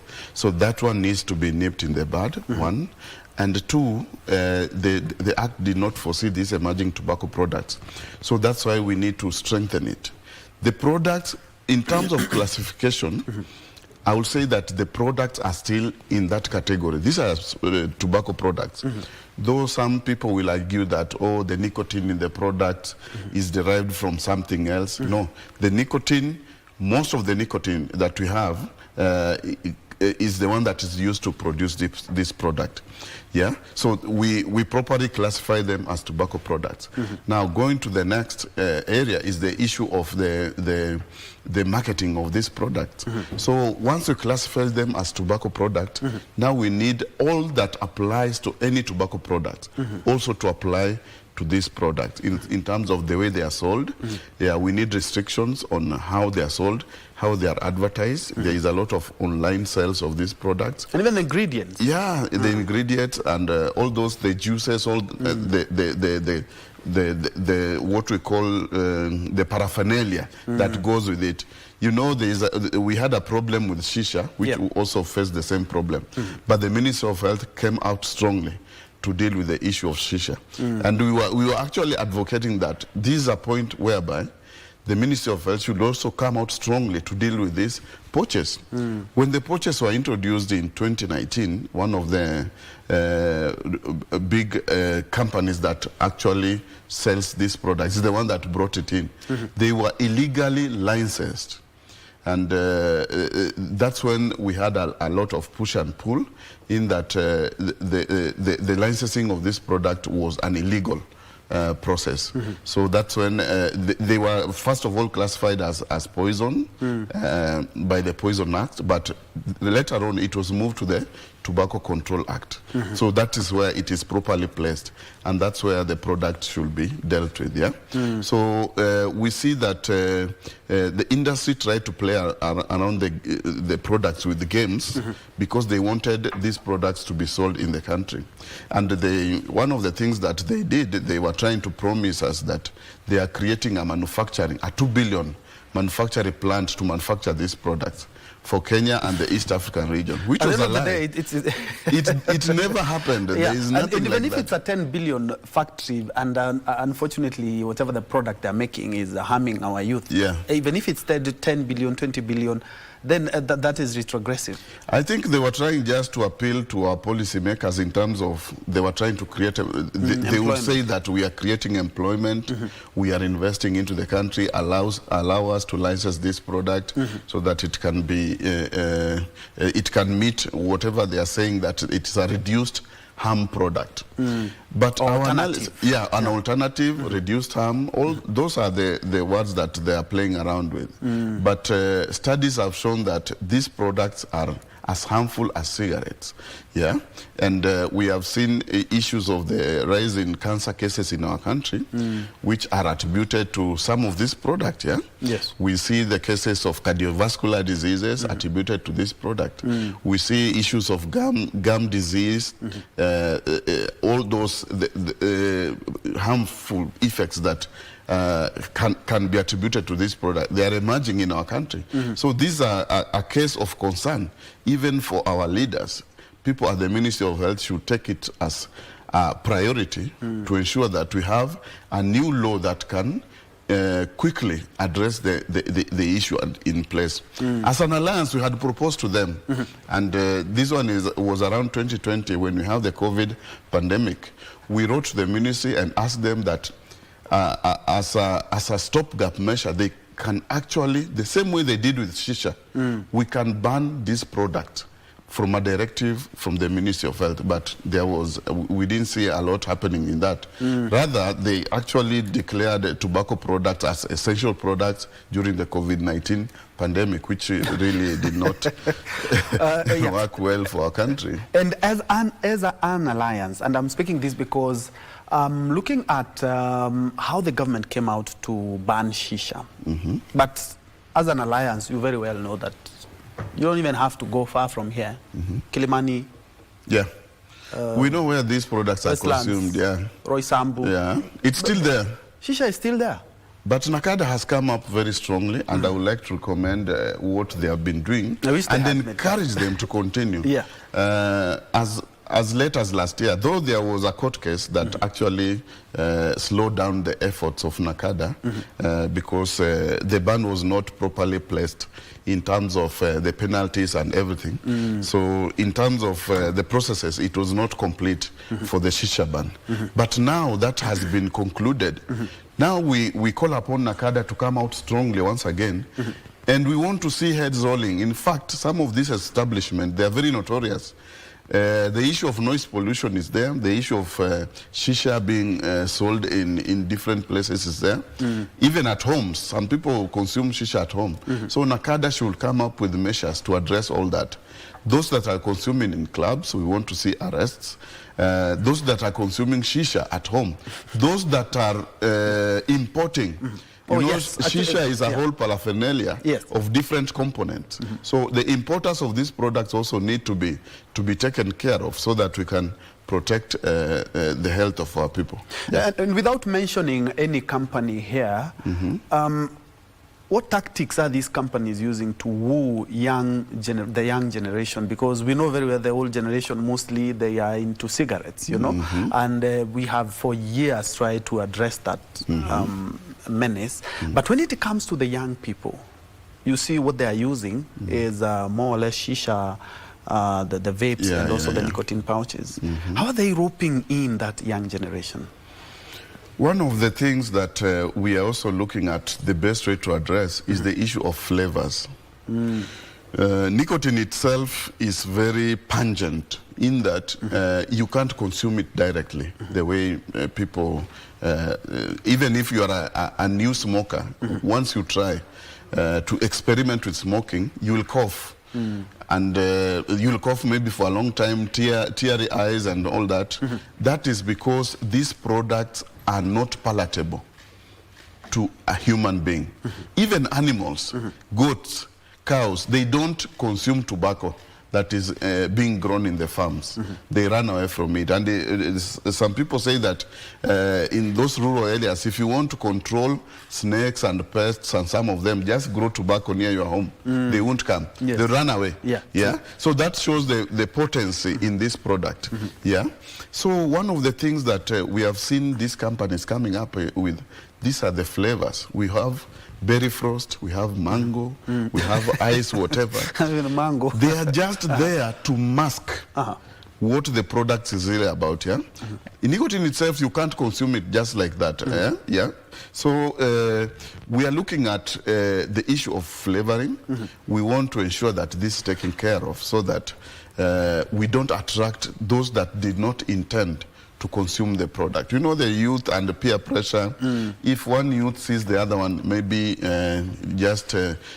maybe producing all these flavors from their mouth, their good smell, they will also want to experiment with that. And that's where they get addicted. So rather than apart from the flavors, we have the issue of the aggressive marketing and also the availability of the product. By As I aggressive said marketing, earlier, you mentioned aggressive marketing. Maybe for the purposes of this interview, what do you mean exactly by aggressive marketing, bearing in mind that these things are not supposed to be advertised on television, on radio, we're not supposed to see any tobacco products on billboards. How aggressive are these manufacturers? We have evidence to the tune that when some of these vendors of this product, the importers, when they are activating the products in the market, they even give free samples. That one has happened, and we have seen that. We have evidence to that effect. Even the nicotine pouches, once, when they were first being introduced in Kenya, they used to give free samples. For free? Anywhere, you are given to test. You are told that it will lift you up to the skies, then it drops you down the next minute. And you have seen even online, they are using even influencers, people that are well known in the country. Yes. They are influencing these products by actually trying to sample them. Yeah, you know how they do it. Yeah, they say that we have these products in the market, just try it. And you see, because these people have huge following, people will try to do what they are doing. So there's the issue of influencer marketing. We have the issue of free sample and also the availability. When the nicotine pouches came, they were sold in can. But after some time, these guys started selling them in sachets. The Kadogo economy, you know about that? Oh, yes. Yeah. So if you can't afford the can, which has like 20 or 30 whatever, you can get a sachet which is cheaper and which has also the same product, yeah? And with the different flavors that you need. Yeah, and the strengths, the way they describe them. Yes, yes. So this one has been done, if you go to Facebook, you'll find that there is that type of marketing going on.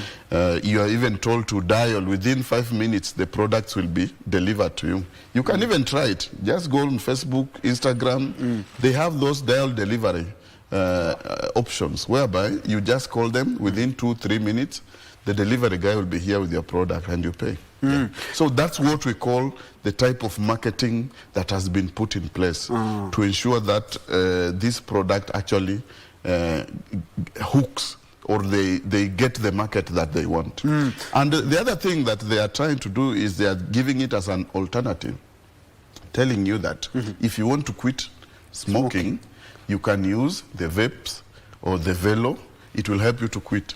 But these things are still, they have the nicotine content, which is actually very high. So there is no way that you'll quit. You'll just be moving from one addiction to another or to dual use of the product. Ooh. And that you've mentioned addiction. And the young people might not quite contemplate the magnitude or the veracity of addiction, but what exactly are other health risks that they do not know? Just like you've mentioned that they offer them as alternative. So what other health concerns should the young people who are watching this program know in regards to shisha, in regards to the nicotine pouches, and in regards to the vapes? Other than addiction, just like you mentioned, you can come from one addiction to another or have both. And that one actually eats into the economy of the consumer.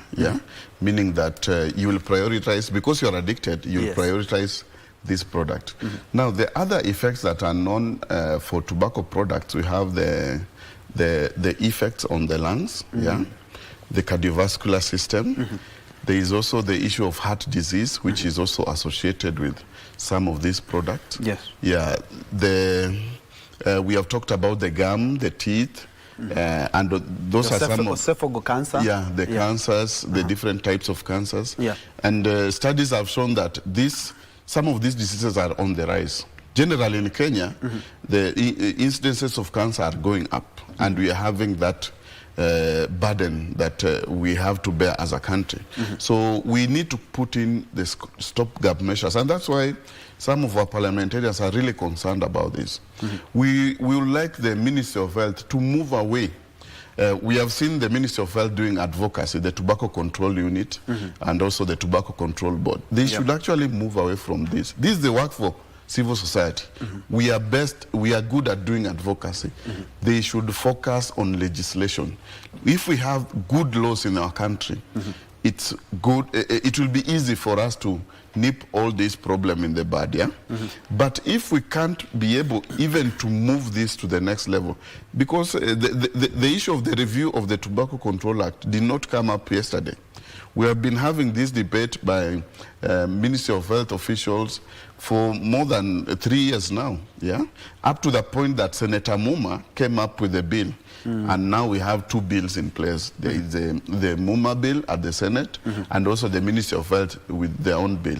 So we are urging that these 2 laws should be merged together. We have a stronger law that can be able to take care of this, including removing the designated smoking zones. We feel that they are not up to standard. The standard, the WHO prescribes the standard for the smoking zones and all those places, yeah? Then we can ban also the flavors which are attracting our youth to some of these products, the vapes and the velos, yeah? And many other provisions that we are still looking at that will help to protect our country. Let's go back to the market itself, because tobacco is also one of the cash cows of this country. Yeah. Where does that leave them? Because just like you say, there's a company who had offered that to build a 2 billion Kenya shillings farm here for making of these alternative tobacco products. Where does this leave farmers and the government actually itself? Because if at all I will have to stop doing tobacco farming, I will have to get an alternative. Yes. Then if I'm not given an alternative, then I'll continue tobacco farming. Tobacco farming. Yeah. We have a project that is in place, being implemented in Migori, and moving also to the other part of the country, the Tobacco Free Farms project that is spearheaded by the Ministry of Health, the World Health Organization, the Food and FAO, that is the Food and Agriculture Organization. Yeah, Food and Agriculture. And all those different players coming in just to assist the tobacco farmer to move from tobacco farming to alternative. So that one is being taken care of. The farmer now has options. He doesn't have to be burdened by the loans that is being advanced by the tobacco industry to stick into tobacco farming. Now they have an option whereby they are being empowered to move from tobacco farming into, they call it the Nyota Beans project. Yeah, yeah. So this has been, in 2025, I think, yeah, WHO was within the country when we were marking the World No Tobacco Day. They launched this project this project into the country, and we have seen it moving and actually getting a lot of farmers from this product. So that one can be taken care of if we also invest more in that, so that we have less production of this product in the country. We know if the production goes out, the manufacturers obviously will look an alternative place to get their raw materials. But at least we'll have rescued. You know, the issue of there's a lot of harm that comes from tobacco farming. There's the environmental degradation issues. There is the issues of green leaf disease that a lot of tobacco farmers have been suffering from. So we want to rescue them from all this, so that the type of poverty that is exhibited in tobacco growing areas, they can be able to be freed from that. You know, I'll maybe challenge you one of these times, just visit any tobacco growing area within the country, and you'll be surprised the levels of poverty that are palpable in these areas. Actually, I totally understand and concur, because on the lower part of where I come from, that is, I come from Embu County, and the lower part of Embu, that is the Mbeere side, the Yodas, they have very big farms there. And since you mentioned the Tobacco Control Act of 2007, let's now look at the penalties. Because we have seen joints that have been raided by Nakada and police officers, and we see some kettles of shisha and some people arrested. Are these penalties deterrent enough? I think we are also looking at upgrading them, so that some of these establishments, we have penalties that are really biting to them, so that they can actually move away from this. There is the issue of public smoking, whereby the penalty, I think, is 50,000 or something like that. Yeah. So all this needs to be upgraded so that it can reflect the realities of today. Okay, Yeah. just hold the thought, Thomas. We need to cross over to Mombasa, where Ali Nuno, who is the police boss in Mombasa, is currently having a presser in regards to the developing, I beg your pardon, the developing story in regards to the aircraft that crashed earlier this morning at about 5:30. Let's cross over to Mombasa.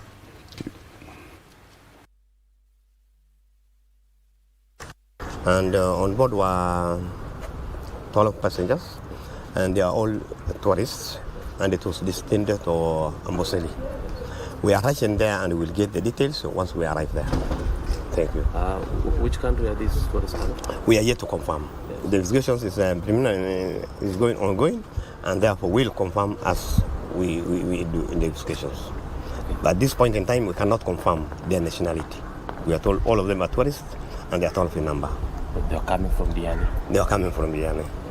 So headed to Amboseli.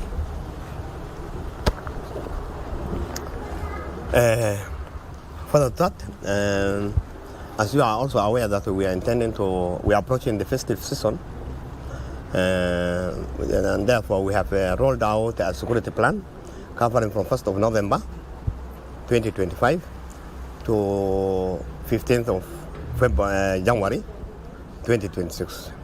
We have met as a team that is a coast team, and more so the 3 counties of Kilifi, Kwale, and Mombasa. We have rolled out as a security plan and a strategy so that we are able to provide security for all Kenyans and the visitors. During the period under review, that is from 1st of November to 15th of January 2026, we anticipate a lot of visitors, both local and international.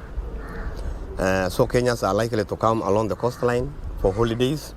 Also, we have the international tourists who are also coming. Our hotels are full, and therefore we are equal to the task. So we have strategized, we have planned, we have a security plan, and we have an operation order in place. Therefore, all is set. We have done the briefing today. Thank you. Okay. Lakini ajali kama hizi kitokea za ndege kwa upande wa utalii, unaona italeta sura gani? We cannot comment at that time. The Kenya aviations are coming from Nairobi, and the staff team coming from Nairobi. We cannot comment about the impact at this point in time. That has been Ali Nuno there responding to questions by the members of the press in regards to that tragic plane crash in Kwale earlier this morning. And the plane, as he has alluded to, was having or ferrying tourists that crashed at about 5:30 in the morning. The cause of the accident, I'm informed that there are indeed fatalities in regards to that accident, but he has said that in regards to the investigations of what exactly transpired or what caused that accident, he and his security agencies are also keen on that as well. The investigations are underway. He has also added something that is not in regards to that accident, saying that indeed, they are also beefing up security in the coastal counties. Now that we are in the festive season, expecting a lot of tourists, the plane was ferrying tourists in Kwale. We're getting a bit more in regards to that report at about 12 and 1 as well. Just in case you joined us, this is KBC News Check, and we are looking at tobacco control when it comes to our young men and women. Reason being, earlier on you would see people smoking. The government did come up with the Tobacco Control Act of 2007, and we have now the smoking zones. We banned in that act, we banned the advertising of cigarettes in any form, billboards, radio, television. But there is an emerging concern, and that has been matters shisha, nicotine pouches, and also vapes. So where, as we have said with Thomas Lindy from the Tobacco Control Alliance, is that much need to be done. There is a lacuna. And just before we crossed over to Mombasa for that presser, we were talking about are the penalties, and are they deterrent enough? We've seen people being arrested. We've seen people being taken to court. Are these penalties quite deterrent? Are deterrent, but we'll also be seeking at upgrading this. Right now, for companies, maybe establishments, it ranges between 50 and 500,000. Yeah. And for individuals, maybe smoking in public, you'll be fined 50,000. Selling to minor, underage, that is under 18, you'll be fined maybe 50,000. If a minor is also found being introduced to some of this product, that is the range. And we think that this also needs to be upgraded, especially for the multinational importers of this product.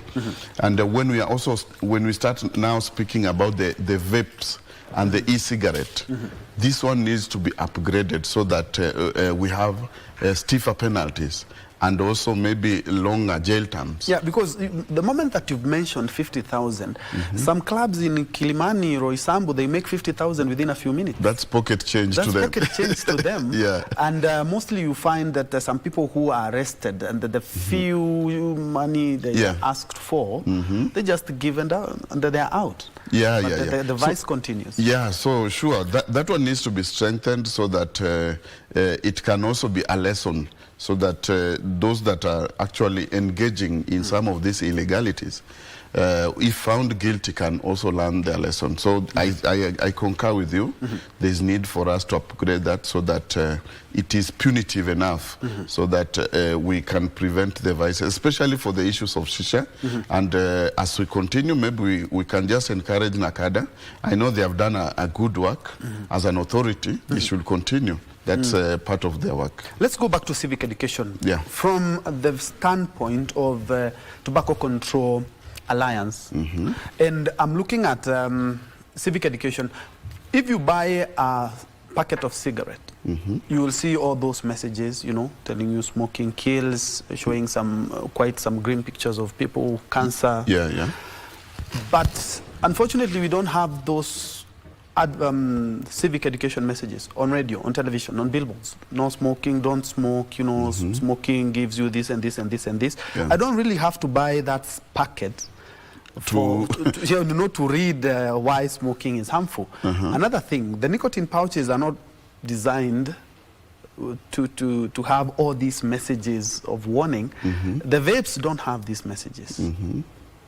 Now, when it comes to civic education, how do we carry it, and what exactly are you doing as an alliance? The Act stipulates that this is the function of the Ministry of Health. Yeah, they should put out those warning, tobacco use causes, blah blah blah. Even on TV, we should have such messages running all through, and especially maybe when we are having the World No Tobacco event, there's need for us also to sponsor that. Now, apart from that, the issue of civic education, you have also mentioned about the issue of pictorial health warnings. Yes. Yeah, we are pushing, and I think Honorable Duale approved that for nicotine pouches and e-cigarettes in February this year. So that one has already been taken care of.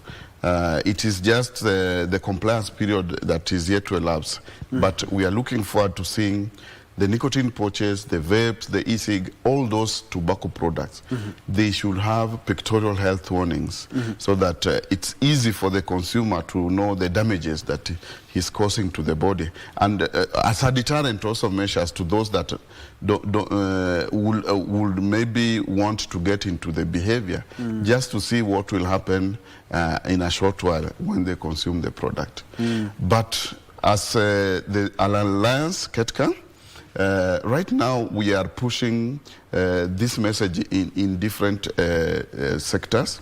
There is the issue of taxation of tobacco products. Where we are part of the Kenya Tobacco and Nicotine Tax Coalition. This is a coalition that is looking at the issue of taxing these products, so that WHO has recommended that this is one of the measures among the Empower packages that they provide. If we have taxes for tobacco products going up, eventually it will lead to reduction in consumption of the product. That has been proven, and we are pushing for that. We are actually talking to some of our legislators and those that are concerned, KRA and the rest, so that we can have a conversation about how best to tax the product. Right now it's around 32%, but WHO recommends 70%. 70%? 70%. That is more than twice. Yeah, because tobacco and cigarettes in our country, they are very cheap. Go to some of these developing countries or developed countries, you'll be surprised how much a cigarette costs there. Very expensive.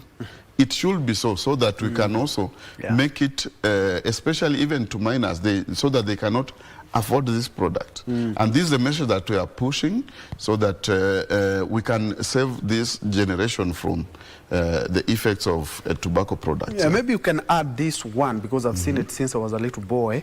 You find that you can buy even a single stick. So you go to the shop and you just buy just a single one. Yeah, that's illegal. Yeah, that's illegal. That's already taken care of in the Tobacco if Control that's illegal, then that's the sale of single sticks is illegal in our country. Are you serious? Yes. No, I just can't wrap my head around it. Yeah. It's everywhere. Yeah. So anyway, outside, you just need one stick or two and sticks. this one communicates to the issue you are talking about of public education, civic education.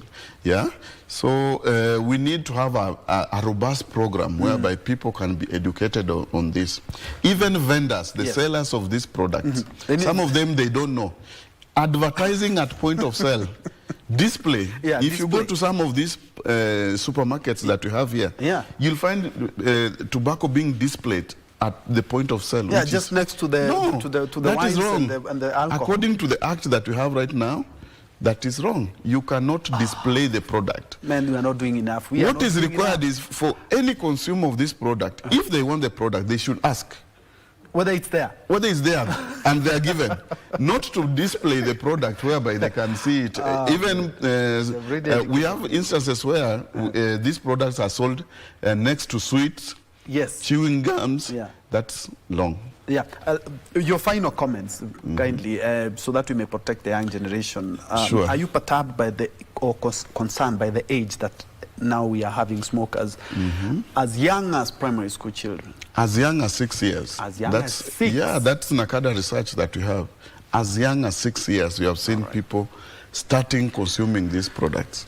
And this because the marketing and all this, and for the vapes, you see the way they are disposed. Someone can throw it there, and these young men and women, some of them don't even know. We have the street kids on our streets. I've seen some of them picking up some of this and continuing to smoke. Yeah. So I would say that my message will go out to especially parents. Parents need to be vigilant. Now we have products that are smokeless, odorless. You can't detect as a parent if your kid or if your young one is using these products. Normally you used to, if you can perceive the smoke or the smell from their breath, you'll say, this is a smoker. Now these products are flavored. You can't know. You'll just be smelling mangoes. But somebody can even use them in the church, you know? You don't even need to. Sure. So those are areas of concern, and our message goes out also to our policymakers. They should move with speed.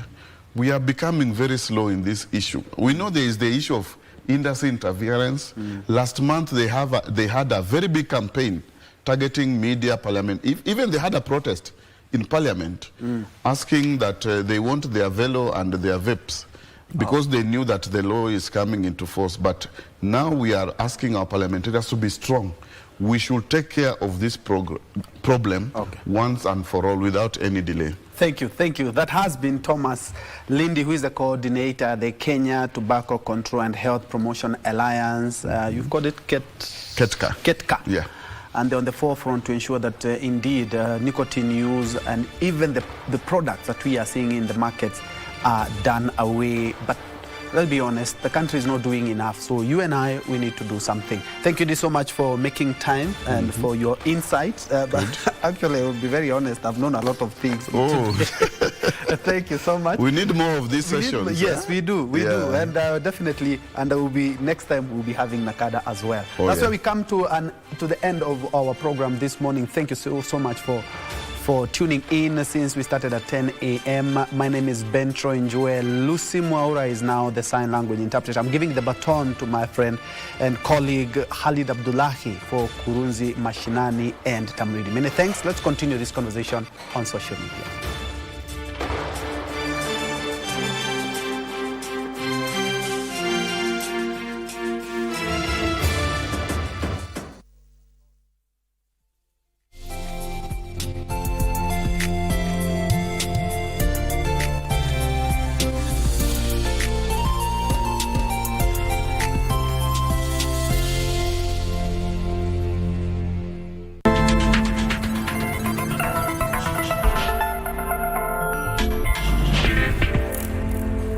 Robots conducting orchestras, opera being performed in virtual reality, and generative AI helping create an entire ballet. How high-tech innovation can revolutionize the stage, our topic today on Shift. Will robots really start replacing us in the us world? With the rise of AI and cutting-edge robotics, the debate is definitely heating up. The robot Alter 3 made a name for itself in 2020 when it conducted an orchestra in the UAE, but the reviews were decidedly mixed. 3 years later, South Korea is giving the computerized conductor another chance to lead an orchestra. Let's take a look. This is no ordinary concert. Today, the Korean Chamber Orchestra will be led by two conductors, Soo Chu and Eve R6, a humanoid robot. The duo takes turns and conduct together. But are they bridging the gap between man and machine? 지휘 동작이 사실 굉장히 디테일해요. Movements by a conductor are very detailed. 로봇이 구현해낼 수 The robot 있다는 was able 게 to present 제 such 예상보다 detail much 훨씬 better than I had 디테일한 imagined. 부분까지 하더라고요. Eve R6 learned to mimic conductors' movements with motion capture technology. But while he can set tempi and rhythms accurately, the human touch is missing. He cannot hear, react, or make eye contact. But by focusing on their strengths, the robot and human world fall into harmony. Eve R6 focuses on structures and tempo. Conductor Chu focuses on improvisation.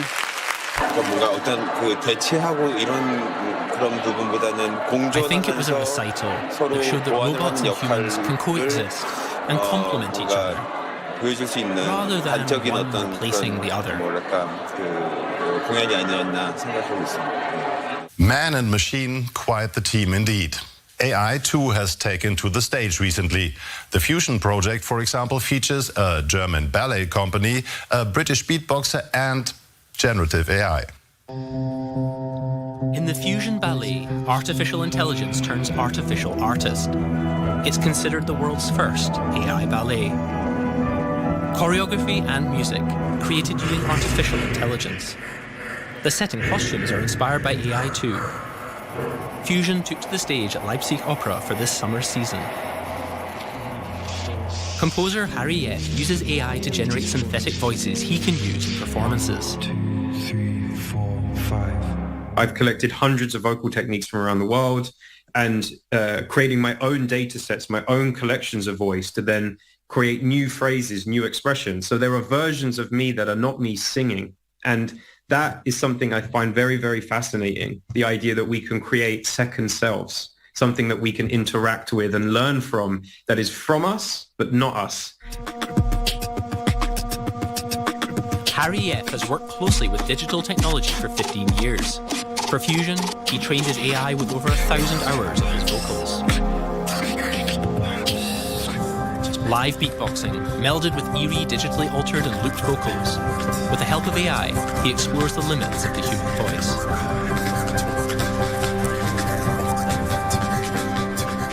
I feel like my ability to unlock my